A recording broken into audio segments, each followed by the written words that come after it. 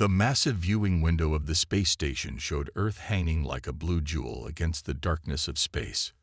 Captain James Miller stood with his hands clasped behind his back, watching as the last supply shuttles made their way toward humanity's greatest achievement, the global space vessel Phoenix.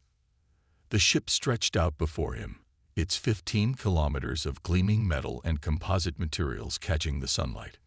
Miller remembered the day, 10 years ago, when the nations of Earth had finally agreed to build something unprecedented. Not the fastest ship, not the most advanced ship, but the biggest ship humanity had ever dreamed of. "Captain, the final crew transport is ready," said Bill, his first officer, walking up beside him. "The last 500 families are boarding now." Miller nodded, his eyes still fixed on the Phoenix. The ship wasn't just a vessel. It was a city in space. Its massive frame housed farms, schools, parks, and homes for 50,000 people. Some had called it wasteful, others had said it was impossible, but humanity had done what it did best: dream big and work together. "Remember when they said we couldn't build something this size?" Miller asked, turning to look at his old friend. "That it would break apart under its own weight." Bill laughed. "And now look at her. 7 main engines, each the size of a small town. Artificial gravity throughout. Even got that lake you insisted on in Section 4. The lake had been Miller's pet project. He'd argued that if they were going to send humans into deep space, they needed to bring a piece of Earth with them. Not just for resources, but for the soul. The committee had eventually agreed, and now the Phoenix carried a 1,000-meter-long freshwater lake, complete with fish and water plants. Miller's communicator buzzed.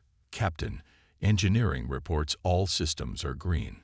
Life support confirms optimal conditions in all residential sectors. Medical facilities are fully staffed and ready." "Acknowledged," Miller replied. He straightened his uniform and turned toward the station's shuttle bay. "Time to join our city in the stars." The ride to the Phoenix was quiet. Miller watched through the shuttle's window as they approached one of the smaller docking bays, small being relative when it could hold 3 football fields end to end. The Phoenix had hundreds of such bays, spread across its length like pockets in a giant's coat. Inside the ship, the corridors were busy with people moving to their positions for launch. Children ran past, chasing each other and laughing, while their parents called after them to be careful. The sound of those laughs made Miller smile. This was what made the Phoenix different from every other space vessel. It wasn't just a ship, it was a home. In the main control room, Miller took his place in the captain's chair. Around him, his bridge crew worked at their stations, running final checks. The room hummed with quiet efficiency and nervous excitement. "All sectors report ready, Captain," Bill announced. "Waiting for your command." Miller pressed a button on his chair, opening a channel to the entire ship. "This is your captain speaking. In a few minutes, we'll begin our journey to the stars.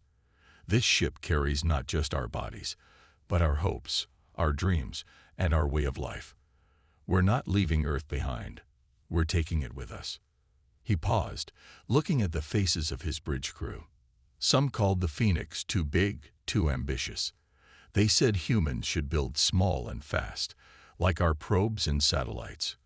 But we chose a different path. We chose to bring our communities, our families, our very way of life into space.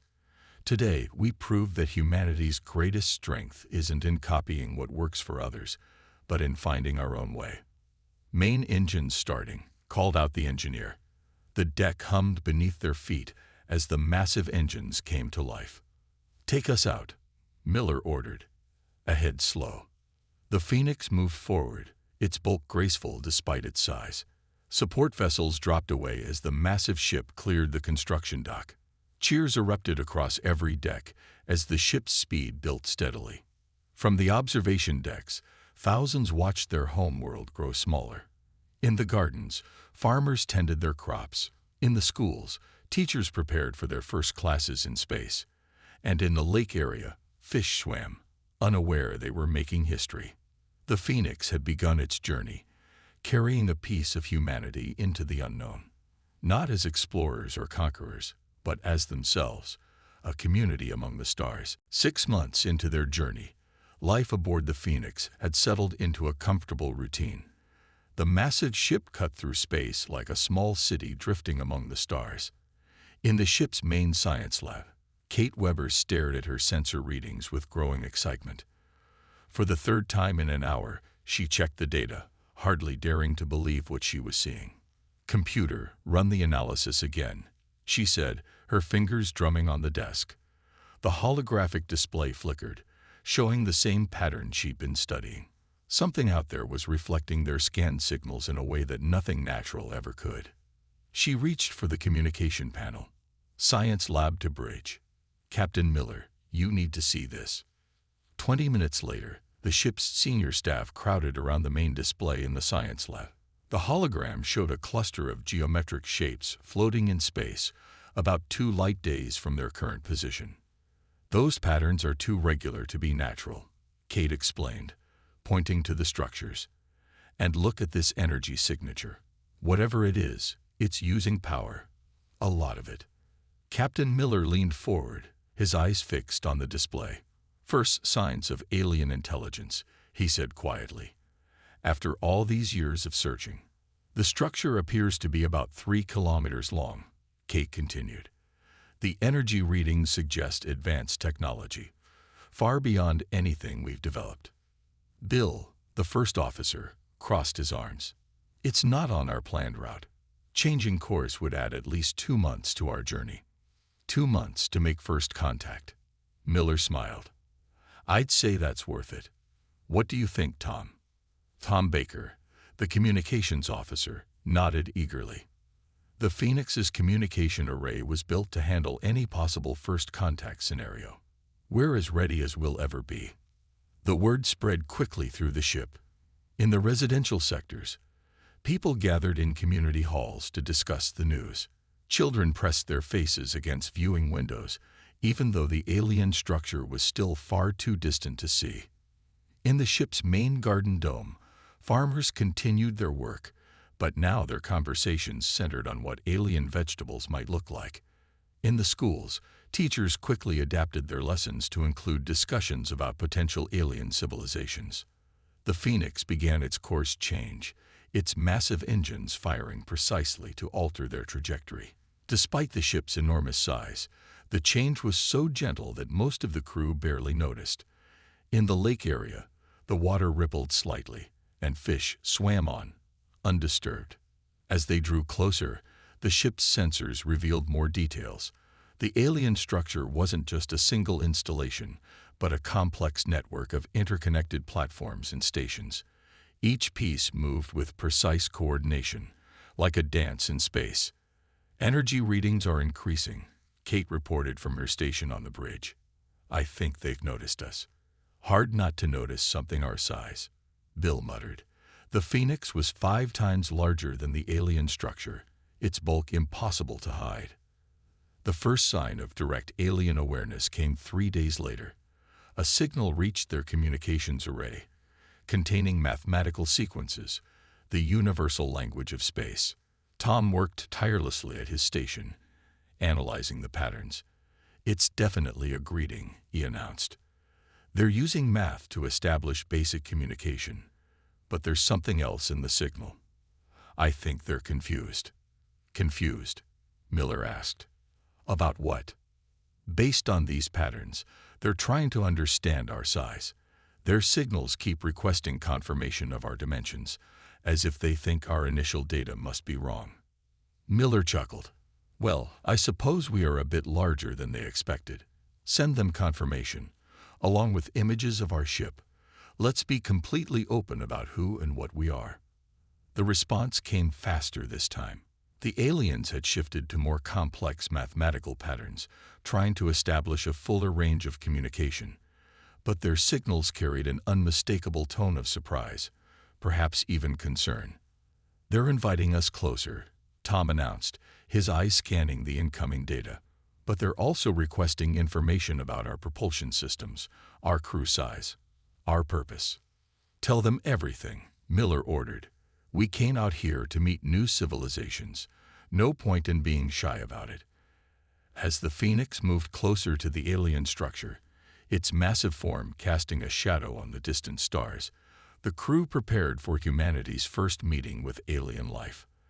They had no way of knowing that their ship's unusual size, considered impractical by some on Earth, was about to become one of their greatest advantages in the face of what was to come. The alien ship emerged from behind their space station, sleek and silvery against the star-filled background. Next to the Phoenix, it looked like a toy boat beside a cruise ship.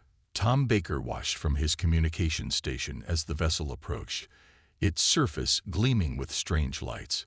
Their ship is 200 meters long, Kate reported from her science station. Crew compliment. This can't be right. She double-checked her readings. Only 20 life signs aboard. Captain Miller stood at the center of the bridge, watching the approaching vessel on the main screen. 20 crew members, on a deep spaceship. Their technology readings are off the charts, Kate added. They're using energy systems we can barely understand. Their ship might be small, but it's incredibly advanced. The first visual transmission came through, displaying an alien bridge that looked more like a meditation chamber.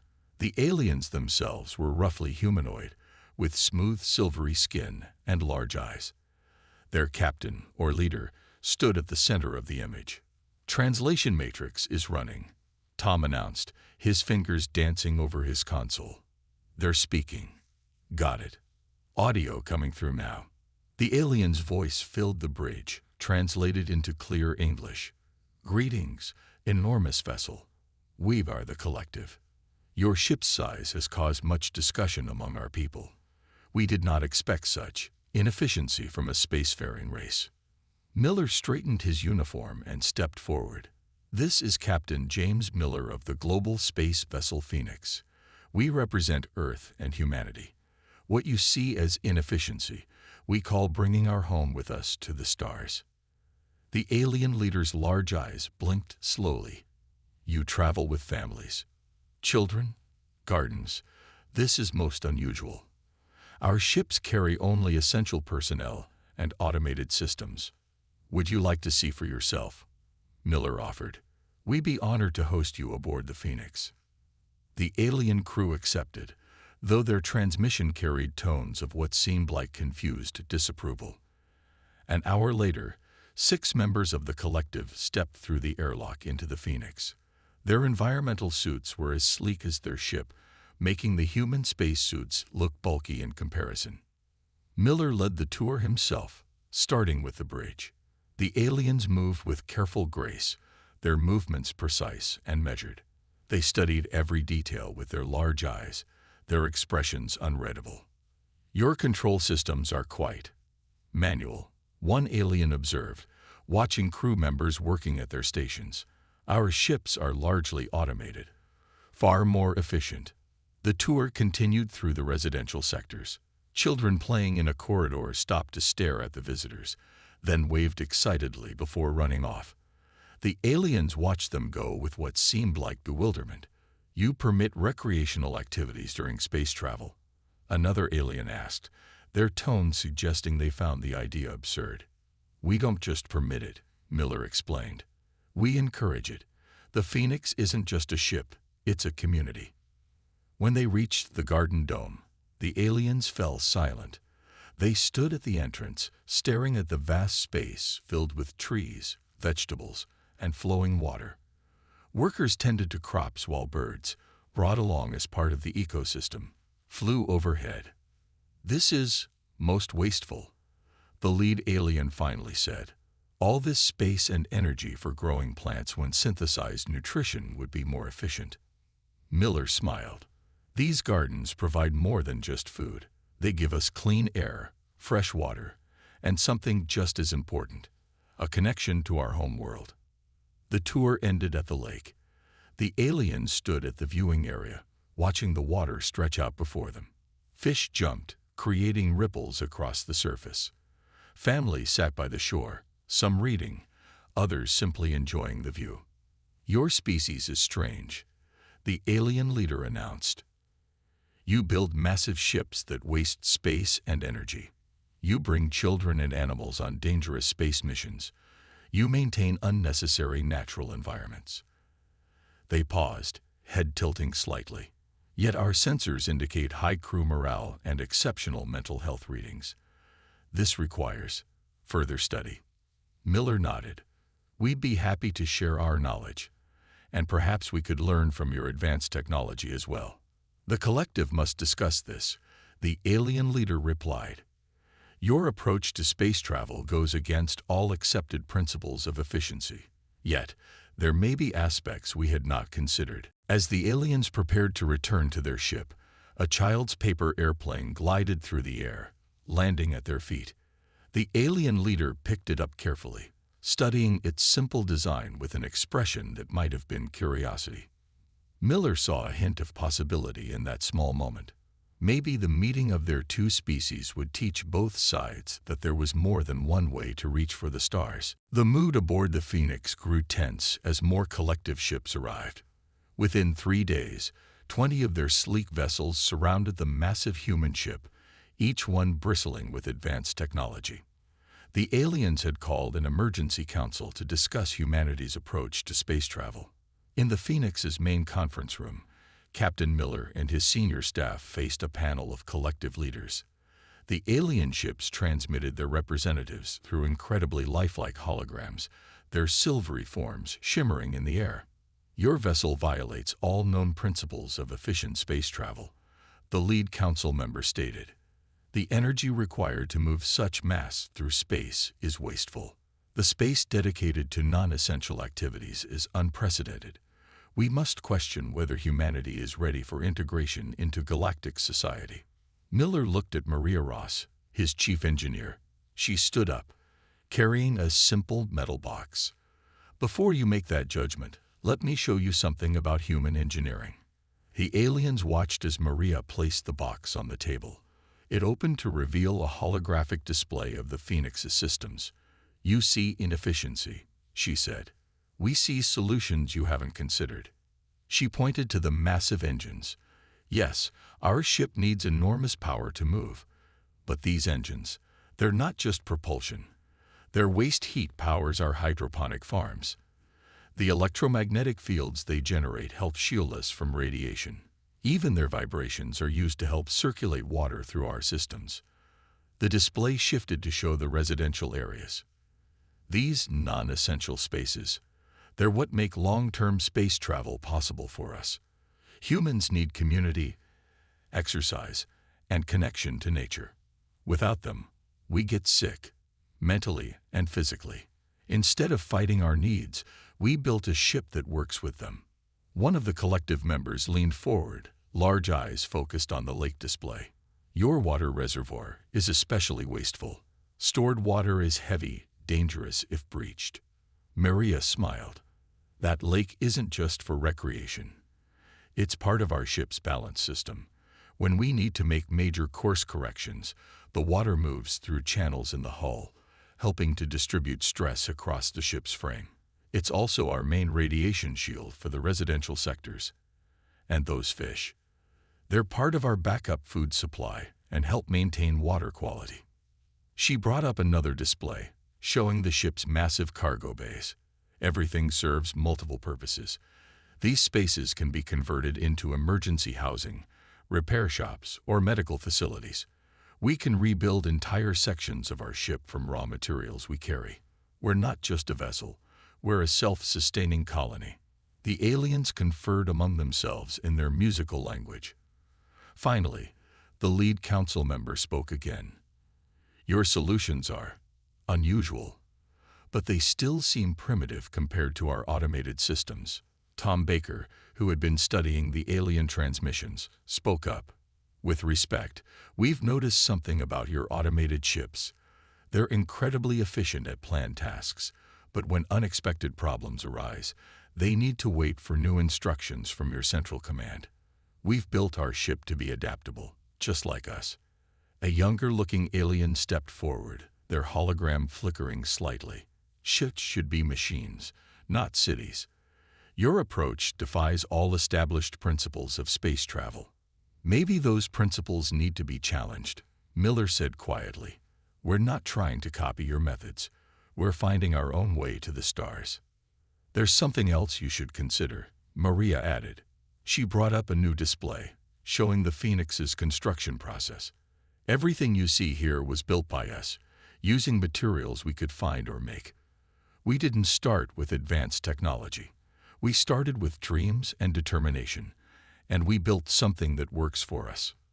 The council members withdrew to deliberate, their holograms fading one by one. The last to leave was the lead member, who paused to look at the lake display once more. Perhaps there is something to be learned from different approaches. After the aliens left, Miller turned to his crew. Well done, everyone. Especially you, Maria. You showed them what humanity does best. We adapt, we innovate, and we find ways to make things work. Through the conference room window, they could see the collective ships, their sleek forms reflecting distant starlight. They were beautiful and advanced, perfect examples of efficient space travel. But as a group of children ran past the window, their laughter echoing through the corridor, Miller knew that humanity had chosen the right path. The Phoenix might be big, it might be different, but it was their way of reaching for the stars, not as mere travelers, but as a community carrying their hopes, dreams, and way of life into the unknown. The warning came without preparation. Kate's sensors lit up like a Christmas tree as she detected massive energy surges from a nearby star. Her hands flew across her console, confirming the readings that made her heart race. Captain, she called out, her voice tense. The star at bearing 347 is showing signs of imminent nova. Temperature rising rapidly, massive solar flares detected. Captain Miller leaned forward in his chair. Time until nova. At current deterioration rate, less than 6 hours. But that's not all. Kate's voice grew grimmer. I'm detecting a research station in orbit around the second planet. Collective life signs aboard. The alien station came up on the main screen, a delicate-looking structure of silver and light. Around it, the collective small ships darted back and forth like worried insects. Their ships are too small to evacuate everyone in time, Bill said, studying the sensor readings. That station has over 300 researchers. Miller stood up. Open a channel to the collective ships. The alien commander's hologram appeared, their usually calm demeanor showing signs of stress. We are aware of the situation, Phoenix. Our ships are attempting evacuation. But they paused, their large eyes showing what might have been fear. We cannot reach all our people in time. The stellar radiation is already making transport difficult. Miller's response was immediate. We can help.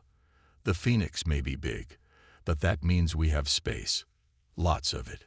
Your vessel is slow, the alien commander protested. You cannot reach the station quickly enough. Maria Ross spoke up from her engineering station. Actually, we can. Captain, if we redirect power from non-essential systems and use the lake's mass for momentum, we can make it in 4 hours. The next few minutes exploded into action. Throughout the Phoenix, crews rushed to prepare. Cargo bays were converted into emergency housing. The medical bay expanded into neighboring sections. In the residential areas, families volunteered their spare rooms to help house the incoming refugees. The Phoenix's massive engines roared to life with more power than they'd ever used. The lake water shifted through the hull channels, helping the huge ship turn faster than anyone thought possible. They could feel the vibrations through the deck plates as the ship pushed its systems to their limits. Radiation levels around the station are rising, Kate reported as they approached. The collective small ships are having trouble maintaining their shields. Our size works in our favor again, Maria said with a grim smile. Our hull mass provides natural radiation shielding. We can get closer than their ships. The Phoenix moved into position, its enormous bulk between the station and the increasingly unstable star. The ship's huge cargo bays opened like welcoming arms. Begin evacuation, Miller ordered. All hands, this is not a drill. The next 3 hours were organized chaos. The Phoenix's shuttle bays worked overtime, while emergency corridors extended to connect directly with the station. Collective researchers stumbled aboard, many seeing the inside of a human ship for the first time. They were met by human medical teams, teachers who had volunteered to help guide them, and children offering water and blankets. 2 hours until Nova, Kate announced. Station evacuation at 80%. In the converted cargo bays, human families shared food with exhausted alien researchers. The ship's children, instead of being hidden away, helped guide the aliens to rest areas. The collective members watched in amazement as the supposedly inefficient design of the Phoenix proved perfectly suited for emergency rescue operations. Evacuation complete, Tom finally reported. All collective personnel accounted for. "Get us out of here," Miller ordered. The Phoenix turned its bulk away from the dying star, its engines straining as they pushed the massive ship to safety.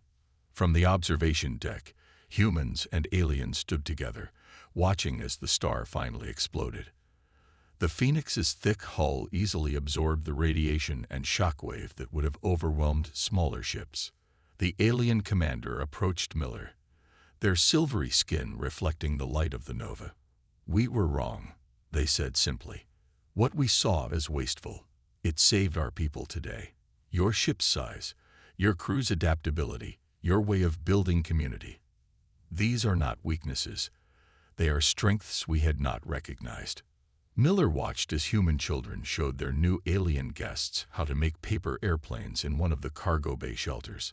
"Sometimes," he said quietly, "the best solutions aren't the most efficient ones.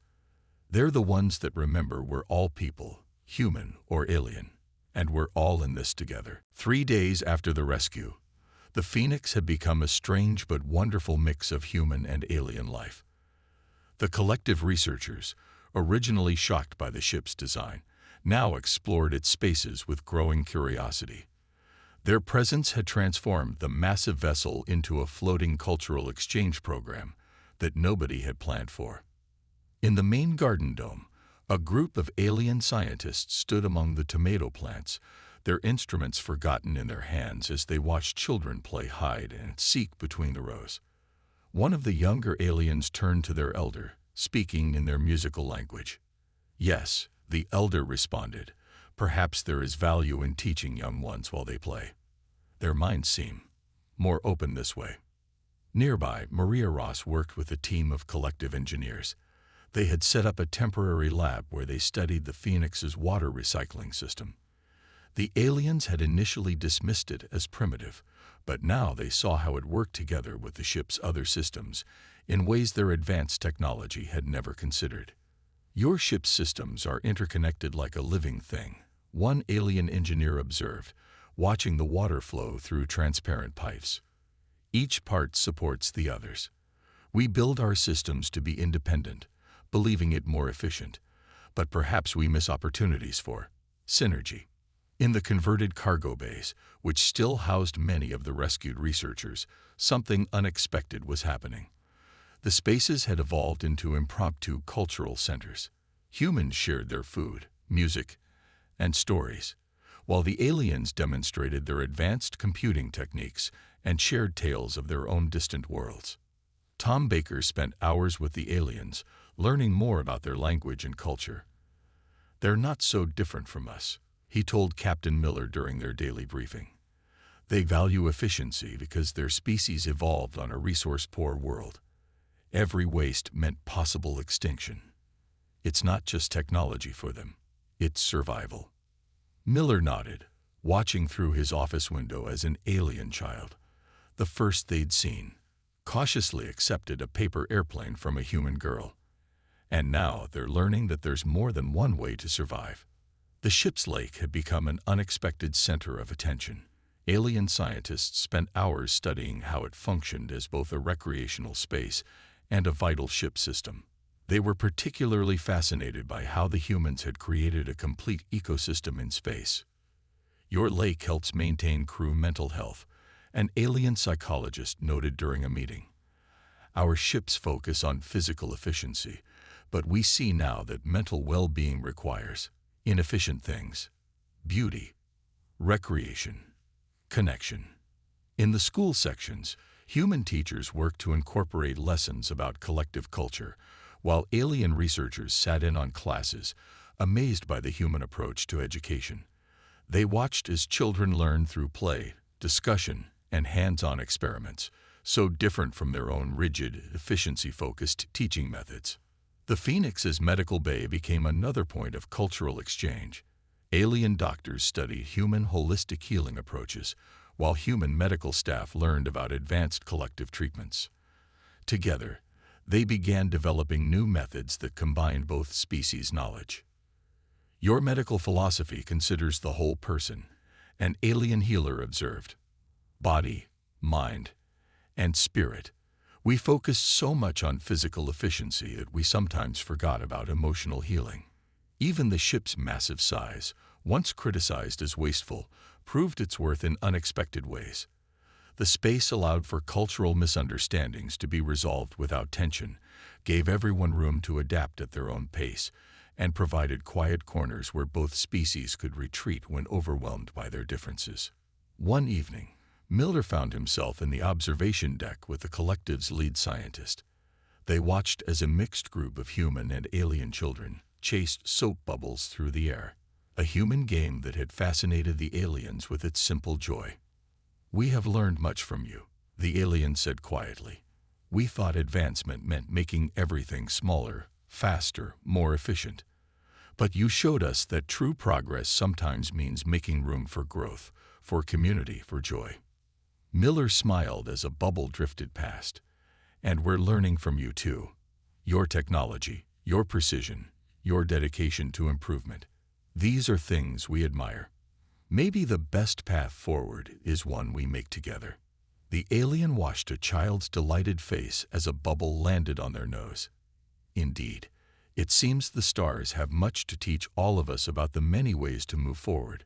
They paused, then added, "Though I still don't understand why you would bring fish into space." Miller laughed. "Stay with us long enough, and maybe you will." 1 month after the Nova incident, the Phoenix's main conference room buzzed with excitement. Human and collective leaders gathered for a historic meeting that would change both their societies. The room had been modified to accommodate both species' comfort needs. Human-style chairs on one side, collective meditation cushions on the other. Captain Miller stood at the center, watching as the last representatives took their places. The Collected's High Council attended both in person and via their shimming holograms, their silver skin reflecting the room's lights. On the walls, screens showed the ceremony being broadcast throughout the Phoenix and to both species' homeworlds. "A month ago," Miller began, "we were strangers who questioned each other's ways. Today, we meet as friends who have learned from each other." The collective's lead speaker rose, their tall form graceful in the ship's artificial gravity. "The Phoenix has taught us that there are many paths to the stars. We once believed that efficiency was the only way forward. Now we understand that diversity of approach breeds strength." On the main screen, images showed the changes already happening. The collective had begun designing their next generation of ships, incorporating ideas learned from the Phoenix. Their new vessels would be larger, with spaces for families and community gatherings. They wouldn't match the Phoenix's size, but they would balance efficiency with living space in ways they had never considered before.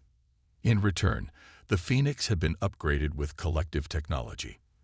Their advanced systems were adapted to work with the ship's more organic design, creating a hybrid that took the best from both approaches.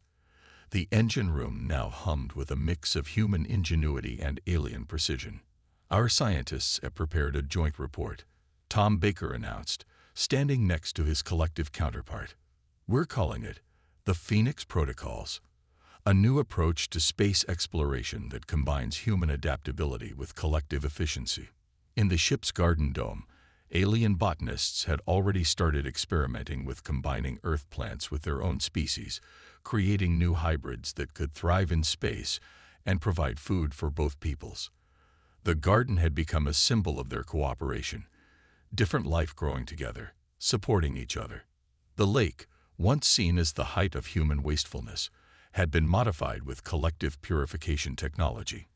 Now it served as both a recreational space and a testing ground for new water management systems that would help both species in their future colonies. But perhaps our greatest discovery, the lead speaker continued, was learning that space exploration isn't just about reaching new worlds. It's about bringing the best of ourselves to the stars.